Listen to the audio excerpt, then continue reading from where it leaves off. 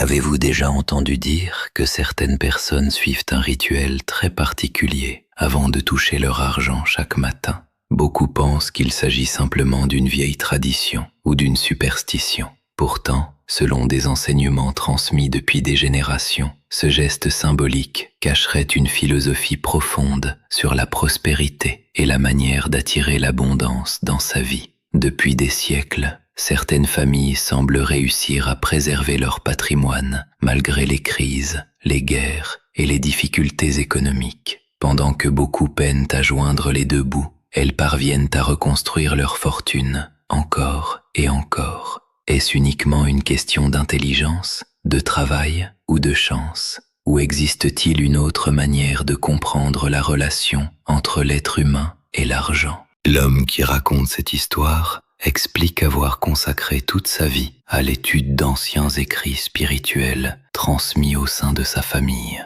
Selon lui, ces connaissances ne servaient pas uniquement à renforcer la foi, mais aussi à développer une discipline capable d'influencer la manière dont chacun attire les opportunités, gère ses ressources et construit une stabilité financière durable. Ces enseignements auraient été transmis de génération en génération pendant plusieurs siècles, toujours avec la même recommandation: ne jamais les utiliser comme une formule magique, mais comme une pratique exigeant de la discipline, de la patience et une véritable intention. L'histoire remonte à sa jeunesse. Peu après une importante fête religieuse, son grand-père l'invita dans son bureau. La pièce était remplie de vieux livres, de manuscrits anciens et d'une atmosphère solennelle. Avant même d'ouvrir un ouvrage, son grand-père lui adressa une phrase qui allait transformer toute sa vision de l'argent.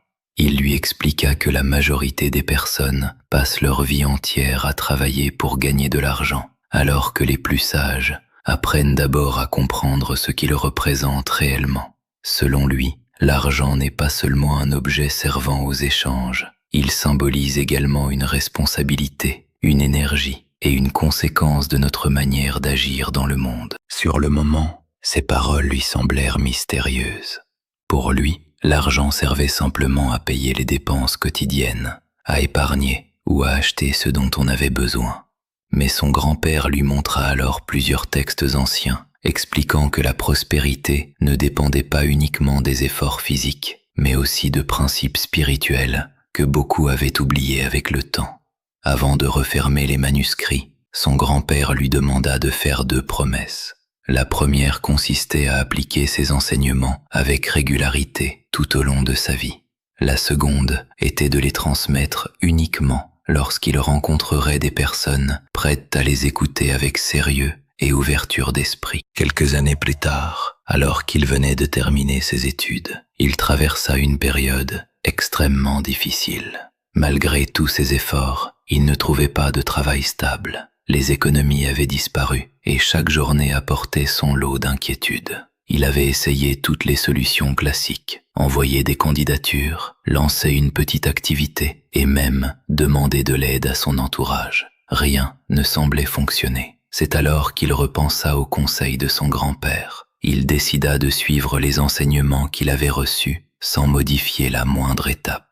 Quelques jours seulement après avoir commencé cette pratique, des événements inattendus commencèrent à se produire. Une somme d'argent oubliée lui fut versée, puis une nouvelle opportunité professionnelle se présenta presque aussitôt. En quelques semaines, sa situation financière s'améliora considérablement. Cette expérience changea profondément sa manière de voir le monde. Il comprit que, selon ses anciens enseignements, la prospérité ne dépend pas uniquement du hasard ou du travail acharné. Elle résulterait aussi d'une harmonie entre nos actions, notre état d'esprit et certaines lois spirituelles qui, selon ses traditions, gouverneraient l'abondance. Convaincu de la valeur de ces principes, il consacra ensuite plusieurs décennies à les étudier, à les pratiquer et à les partager avec des milliers de personnes issus d'horizons très différents. Pour lui, ces enseignements ne sont pas réservés à une religion ou à une culture particulière.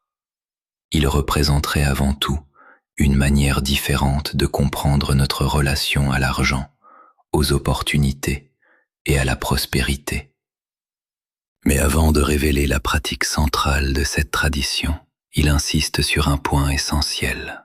Aucune méthode ne peut produire de résultats durables sans une véritable intention, de la constance et le respect de chaque étape.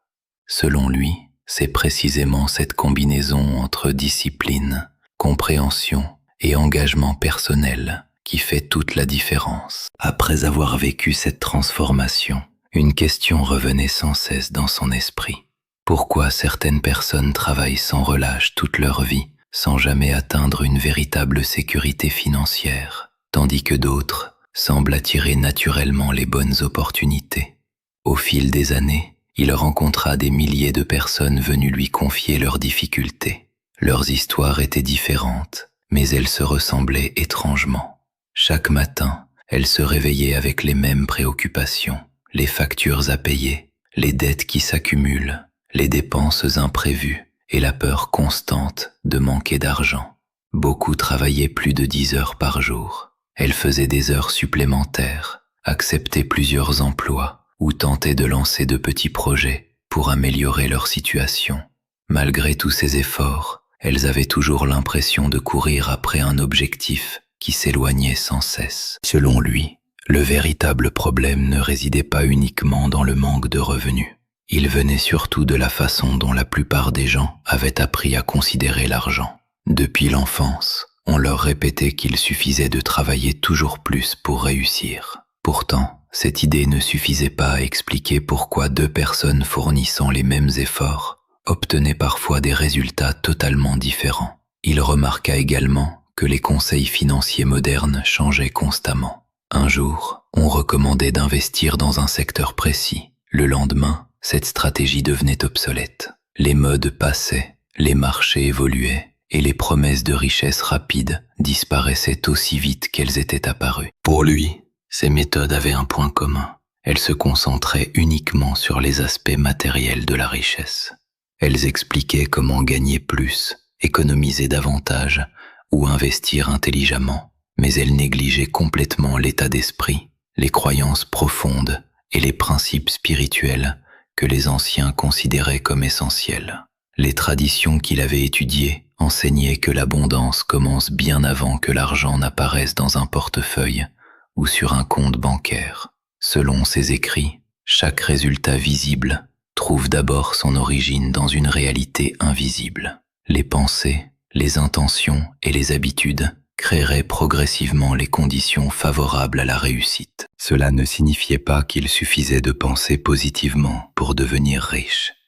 Bien au contraire, il insistait toujours sur le fait que le travail, les compétences et la persévérance restent indispensables. Cependant, sans une bonne orientation intérieure, les efforts risquent de produire beaucoup de fatigue, sans véritable changement durable. Il observait que certaines personnes gagnaient des sommes importantes, mais vivaient malgré tout dans l'angoisse permanente de perdre ce qu'elles possédaient. D'autres, avec des revenus plus modestes, développaient progressivement une stabilité financière remarquable grâce à leur discipline, leur confiance et leur manière de gérer les opportunités. Selon ces anciens enseignements, la prospérité ne consiste pas seulement à accumuler de l'argent. Elle représente un équilibre entre les ressources matérielles, la paix intérieure, la gratitude et la capacité de faire circuler ce que l'on reçoit avec sagesse. Parmi tous les symboles étudiés dans ces traditions, un élément revenait régulièrement: le sel. Pour la plupart des gens, il ne s'agit que d'un simple ingrédient utilisé en cuisine. Pourtant, dans les textes anciens, le sel possède une valeur symbolique bien plus importante. Il représente la conservation, la purification, la fidélité et la permanence. C'est précisément pour cette raison qu'il occupait une place particulière dans de nombreux rituels traditionnels. Au fil de ses recherches, il découvrit que le sel était souvent associé à l'idée de préserver les bénédictions et d'éloigner ce qui empêche la prospérité de s'installer durablement. Associé à l'eau, symbole de vie et de renouvellement, il formait un ensemble considéré comme porteur d'une forte signification spirituelle. Avec le temps, il commença à observer que les personnes qui appliquaient ces enseignements avec sérieux développaient souvent une nouvelle manière d'aborder leur vie financière.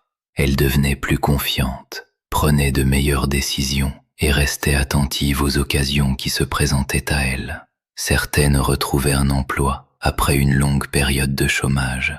D'autres lançaient une activité qui finissait par prospérer. D'autres encore parvenaient enfin à sortir d'un endettement qui semblait insurmontable depuis des années. Pour lui, ces changements ne relevaient pas uniquement du hasard. Ils résultaient d'une combinaison entre une transformation intérieure, une discipline quotidienne et l'application fidèle de principes transmis depuis plusieurs générations. C'est alors qu'il décida de révéler la pratique la plus connue de cette tradition. Mais avant d'en expliquer les différentes étapes, il rappela qu'il ne s'agissait ni d'une formule magique, ni d'une promesse de richesse instantanée. Selon lui, cette pratique demandait du respect, de la concentration et une véritable volonté de changer sa manière de vivre.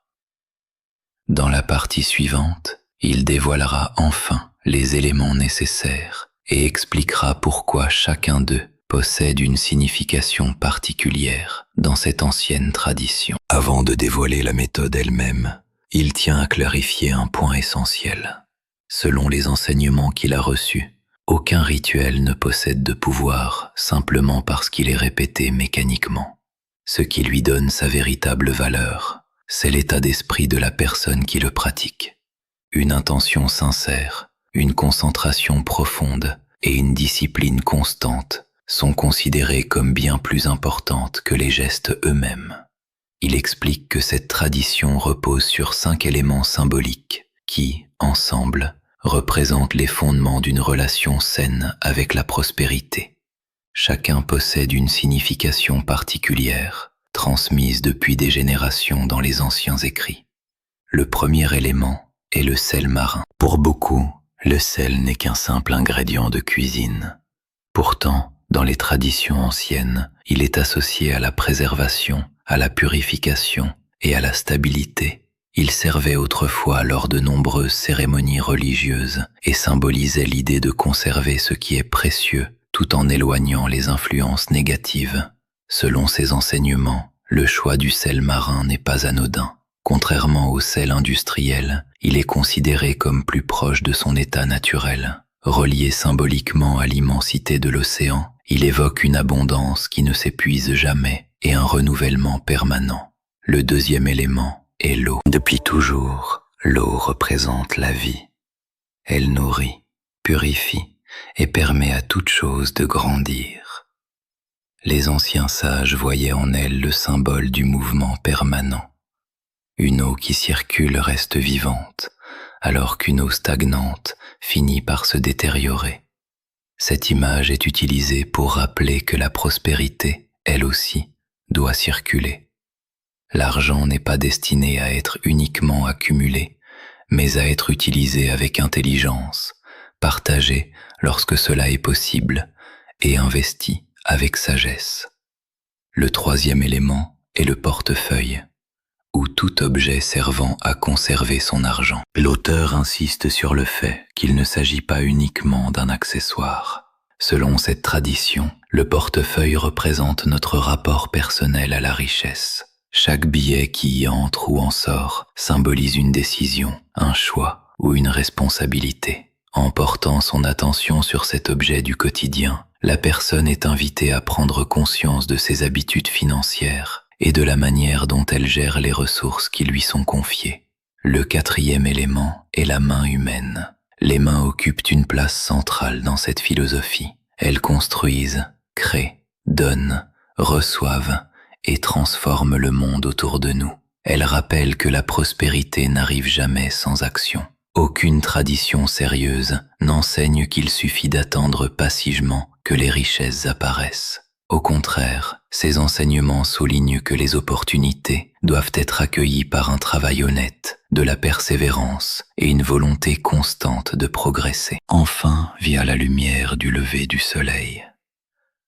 Chaque nouvelle journée marque le passage de l'obscurité vers la lumière. Depuis des milliers d'années, ce moment est considéré comme un symbole de renaissance, d'espoir et de renouveau. Il rappelle que, même après les périodes les plus difficiles, un nouveau départ reste toujours possible. L'auteur précise toutefois que ces 5 éléments n'ont de sens que lorsqu'ils sont accompagnés d'une véritable préparation intérieure. Avant de commencer, il recommande de choisir un endroit calme où l'on ne sera pas dérangé. Quelques minutes de silence permettent d'apaiser l'esprit et de laisser de côté les préoccupations quotidiennes. Il conseille ensuite de définir clairement son objectif. Souhaite-t-on sortir des dettes, développer une activité, trouver un emploi plus stable, assurer un meilleur avenir à sa famille? Selon lui, une intention précise aide à orienter les décisions futures et à reconnaître les opportunités lorsqu'elles se présentent. Il insiste également sur l'importance de la gratitude. Beaucoup passent leur temps à penser uniquement à ce qui leur manque, oubliant de reconnaître ce qu'ils possèdent déjà. Les anciens enseignements affirment qu'un esprit reconnaissant développe plus facilement la confiance, la patience et la capacité à prendre de meilleures décisions. Enfin, il rappelle que cette pratique ne doit jamais être considérée comme une solution miraculeuse. Elle ne remplace ni le travail, ni l'effort, ni la responsabilité personnelle. Elle constitue avant tout un exercice de réflexion, de discipline et d'engagement envers ses propres objectifs. Selon lui, lorsque l'esprit devient plus clair, les décisions s'améliorent. Lorsque les décisions s'améliorent, les opportunités sont mieux saisies. Et lorsque les bonnes décisions se répètent au fil du temps, elles finissent par transformer profondément une vie entière. Une fois cette préparation achevée, il devient alors possible de découvrir les différentes étapes de la pratique elle-même que nous aborderons dans la partie suivante. Selon ces anciens enseignements, cette pratique doit être réalisée de préférence au lever du jour, lorsque l'environnement est calme et que l'esprit n'est pas encore envahi par les préoccupations quotidiennes. Tout commence la veille. Une petite quantité de sel marin est déposée dans un récipient propre. Ce geste, simple en apparence, marque symboliquement la volonté de laisser derrière soi les inquiétudes accumulées et de préparer un nouveau départ. Au réveil, il est recommandé de prendre quelques instants pour retrouver son calme. Plusieurs respirations profondes permettent de relâcher les tensions et d'aborder la journée avec davantage de sérénité. L'eau est ensuite versée lentement sur le sel. Pendant cette étape, chacun est invité à se concentrer sur l'avenir qu'il souhaite construire. Il ne s'agit pas uniquement de penser à l'argent, mais aussi à la stabilité, à la paix intérieure, à la sécurité de sa famille et aux projets que cette prospérité permettra de réaliser. Le mélange est ensuite remué doucement, tout en visualisant une vie libérée de la peur du manque. Cette visualisation occupe une place importante dans la tradition. Elle encourage la personne à remplacer les pensées de pénurie par une image claire de l'abondance qu'elle souhaite voir apparaître dans son existence. Les mains sont ensuite plongées quelques instants dans cette eau salée. Ce geste rappelle que toutes les ressources passent un jour par nos actions. Les mains deviennent ainsi le symbole du travail honnête, de la générosité et de la responsabilité. Le portefeuille est ensuite tenu entre les deux mains pendant quelques instants. À ce moment-là, la personne renouvelle intérieurement son engagement à gérer son argent avec sagesse, à saisir les bonnes occasions lorsqu'elles se présentent et à agir avec gratitude plutôt qu'avec peur. Enfin, le portefeuille est placé quelques minutes sous les premiers rayons du soleil. La lumière représente ici le renouveau, l'espoir et la possibilité d'un avenir meilleur. Cette étape clôt symboliquement la pratique. Une fois celle-ci terminée, il est conseillé de reprendre ses activités habituelles sans rester obsédé par les résultats. Selon cette philosophie, les premiers changements apparaissent souvent dans la manière de penser avant de devenir visibles dans la réalité quotidienne. Certaines personnes remarquent qu'elles prennent de meilleures décisions financières. D'autres deviennent plus attentives aux occasions qu'elles ignoraient auparavant. D'autres encore retrouvent progressivement confiance en leurs capacités. L'auteur insiste toutefois sur plusieurs précautions. Cette pratique ne doit jamais être accomplie avec des sentiments de jalousie, de colère ou de vengeance. Les anciens enseignements rappellent que la prospérité durable ne peut être construite sur des intentions négatives. Ils recommandent également de faire preuve de discrétion. Comme une graine qui pousse sous terre avant de devenir visible, un projet a parfois besoin de temps avant de porter ses fruits. Enfin, il rappelle que la régularité est plus importante que la recherche de résultats immédiats. Les habitudes répétées chaque semaine finissent souvent par transformer profondément notre manière de penser, de travailler et de saisir les opportunités. Pour lui, le véritable changement ne réside pas uniquement dans un rituel, mais dans la transformation progressive de notre comportement, de notre discipline et de notre relation à l'abondance. La dernière partie révélera la conclusion de son enseignement, ainsi que le message qu'il souhaite transmettre à tous ceux qui cherchent une vie financière plus stable et plus sereine. Après avoir expliqué les différentes étapes de cette ancienne pratique, il souhaite transmettre un dernier enseignement qu'il considère comme le plus important de tous.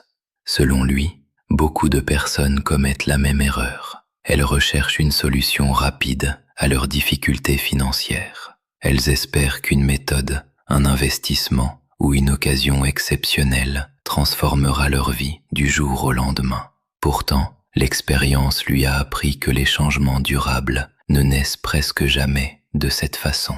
Les anciens enseignements qu'il a étudiés affirment que toute transformation commence bien avant qu'elle ne devienne visible. Avant qu'une opportunité n'apparaisse, elle prend d'abord naissance dans nos décisions quotidiennes.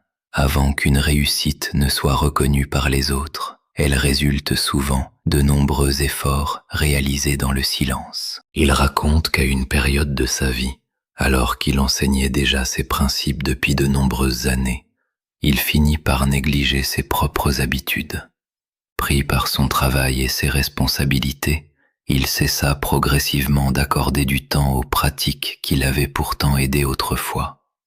Au début, il ne remarqua aucun changement, mais avec le temps, il sentit que quelque chose s'était modifié. Les difficultés financières revinrent peu à peu, les imprévus se multiplièrent et le stress reprit sa place dans son quotidien. Ce n'était pas une catastrophe, mais un signal. Il comprit alors que connaître un principe ne suffit pas. La connaissance ne produit aucun résultat si elle n'est pas appliquée avec régularité. Comme un musicien qui cesse de s'entraîner ou un sportif qui abandonne ses exercices, chacun finit par perdre les bénéfices d'une discipline qu'il délaisse. Il décida donc de reprendre ses habitudes avec humilité. Au fil des mois, il retrouva progressivement une plus grande sérénité. Les opportunités réapparurent, ses projets avancèrent de nouveau, et il constata que la véritable richesse ne dépendait pas uniquement de l'argent accumulé, mais aussi de la paix intérieure qui accompagne une vie organisée et équilibrée. Après plusieurs décennies passées à transmettre ses enseignements, il affirme avoir rencontré des personnes de tous horizons, des employés, des artisans, des entrepreneurs, des étudiants et des familles confrontées à des difficultés importantes. Certaines vivaient d'un salaire modeste, d'autres dirigeaient déjà des entreprises prospères. Pourtant, un point les réunissait toutes. Celles qui obtenaient les meilleurs résultats était celle qui appliquait les principes avec constance, sans chercher à brûler les étapes. Elle ne considérait pas cette pratique comme une formule magique, destinée à produire des miracles instantanés. Elles y voyaient plutôt un rappel quotidien de leurs objectifs, de leurs responsabilités et de leur engagement à améliorer leur vie. Selon lui, c'est précisément cette régularité qui finit par transformer une personne. Lorsqu'on développe de meilleures habitudes, on prend de meilleures décisions. De meilleures décisions conduisent à de nouvelles opportunités. Et lorsque ces opportunités sont saisies avec intelligence et persévérance, elles ouvrent progressivement la voie à une stabilité durable. Il conclut en rappelant que chacun possède la capacité de changer sa situation, quel que soit son point de départ. Les circonstances peuvent être difficiles, les obstacles nombreux, mais aucun avenir n'est totalement écrit à l'avance. La prospérité ne repose pas uniquement sur ce que l'on possède aujourd'hui. Elle dépend aussi de notre manière de penser, de notre capacité à apprendre, de notre volonté d'agir et de la discipline avec laquelle nous poursuivons nos objectifs. Son dernier conseil est simple. Ne recherchez pas uniquement l'argent. Cherchez d'abord la sagesse. Développez de bonnes habitudes. Restez fidèle à vos valeurs et continuez d'avancer avec patience. Lorsque ces fondations sont solides, les résultats matériels finissent souvent par suivre. Ainsi s'achève cet enseignement, non comme une promesse de richesse immédiate, mais comme une invitation à réfléchir autrement à notre relation avec l'abondance, au travail et aux choix que nous faisons chaque jour pour construire notre avenir.